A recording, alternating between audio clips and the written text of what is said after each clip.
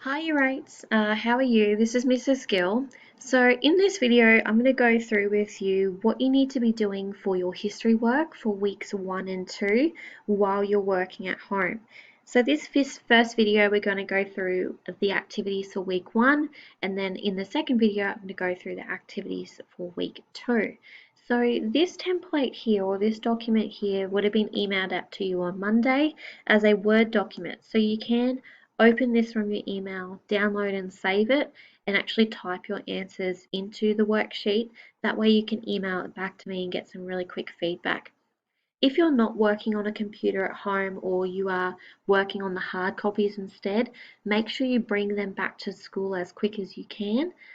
That way I can mark it and give you feedback on how you've been going. That way you're not doing, a lot of work at once and not actually getting the answers correct. So I want to make sure that you are learning the right thing and you're not getting too confused. If you are working through this and you get stuck on something, either send me an email or call the school and it'll get put through to me and we can have a chat about what it is that you're stuck on and I can try and explain it to you a little bit more. So this is our topic for term 2. Term 2, we're still in history and we're looking at an introduction to the Spanish conquest. So we finished off term 1 with medieval Europe, what was going on in Europe with the Romans, with the Germans, with the Vikings, with the Pope and everything like that. This is in the same time period, so we're still around the year 1000, 1100, 1200, except this time we've skipped to the opposite side of the world in the Americas, and we're looking at what was happening over there during the time of medieval Europe. So, hopefully that gives you a bit of an insight about where we are in the world, what time we'll be looking at, and we're looking in the first 2 weeks specifically about where are we in the world and who were the Aztecs and the Maya and the people that lived there. The Spanish do come into this unit in weeks 3 and 4, hence it being called the Spanish conquest. A conquest is when someone takes over another people, enslaves them, and basically they go to war with each other. So again, a lot of fighting and battles, what we talked about in this unit.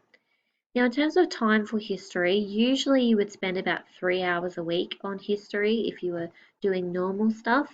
Now, it does say here set aside about 6 hours to complete your history work. In all honesty, this shouldn't take you 6 hours to complete. If you sit down and do this in one go, it might only take you two hours to finish all of your work. So I've made it quite easy. There's not a lot of writing, there's more so reading and some multiple choice questions.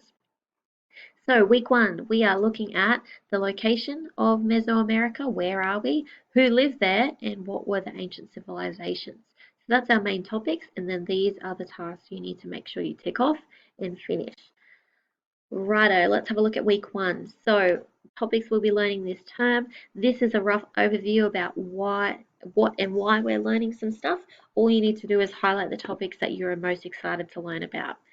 If you're not excited to learn about all of it, at least pick one, okay? Pick one thing that you might have some sort of interest in. The next thing we're looking at is where is the Americas. Now, we all know where Donald Trump lives in America and the United States, but we're not talking about Trump, we're talking about America back 1,000 years ago. So it's going to look really, really different to what it does today. Read the information here, look at the map here, and then figure out what countries are in the north of Mesoamerica, what countries are in the south. Here is the biggest hint. Oh, I just realized my numbers are backwards. 3, 2, 1. Look at that. There you go. So question number 1, apparently, says Meso means middle. So if we've called this Mesoamerica or Middle America, then we can assume that it means in the middle or central. In modern day times, this is called Central America, this region. So the question is asking you, why do you think they called that Mesoamerica? What's in the north and what's in the south? Then this is a modern day map of the Americas and it has all of our countries that are currently in the Americas. So back obviously 1,000 years ago, there wasn't a lot, oh, my picture's gone funny there. There wasn't a lot of actual countries that had set up, but now we have heaps of countries in this area. So your job here is to color North America in one color, Mesoamerica in the second color, and South America in the third color.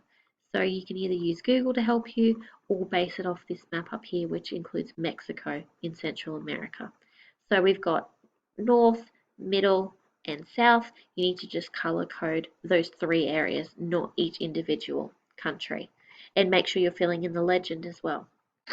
Um, Last thing, we need to list the modern day countries that are in this Central America region. So Mesoamerica does not include these islands of Cuba and Haiti. They were only on the mainland in this area here. So you'll be looking closely at what kind of countries are there today. The countries are in the capital letters. The star is the name of the main city, but the country name is actually in capitals. Moving on, we're looking at who were the indigenous people of Mesoamerica and who actually lived there 1,000 years ago. Historians call these people Native Americans. It's very similar how we call our indigenous peoples of Australia Aboriginal Australians. So these are the original Native Americans of this area. We have 3 main ones in this middle bit. The Aztec is this pink region here that you can see that they were quite powerful. The Olmec had this little region in here, not very much. They were there before Aztec and Maya. And then the Maya are this green area here down on the Gulf of Mexico, down on the plains.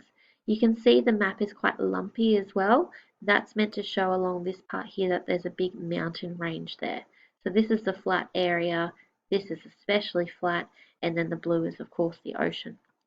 So you need to label the 3 different types of Native Americans that used to live there, figure out who do you think was the 2 most powerful groups, judging on the map, and why do you think people would want to live in these flat farming areas rather than up on these mountainy parts? Why was this area not settled as much as the flat areas? One of the last things that you need to do for week 1 is to read this article about an ancient South American tribe. This is a real story. This is not a made-up thing. This is a news story. You can look it up on Google and it is real. So all you need to do for this one is read it, highlight the key information, and then answer a couple of questions down here. So these are 2 pictures included. Essentially, the story goes that a group of photographers in a plane got lost over Brazil, over the Amazon rainforest. And as they were flying around the storm that they were stuck in, they discovered that there was a group of people here who had not had any contact with the outside world at all. So these people obviously are very scared. You can see they're trying to shoot arrows at the plane. And there was a lot of controversy whether or not to leave those people there or whether we should go and meet them. And then this is a picture down here of their houses with all of them looking out in the middle of the Amazon. If you don't know where Brazil is, we go back up to this map here. It's not in Mesoamerica. Brazil is down here. So they were found around this area just here. So we're looking up here, but there are apparently, even of just of 2008, people or groups of Native Americans living in here that nobody knew were even living there. So once you've read that article, you've got a couple of questions to think about there. That's all you need to do for week 1.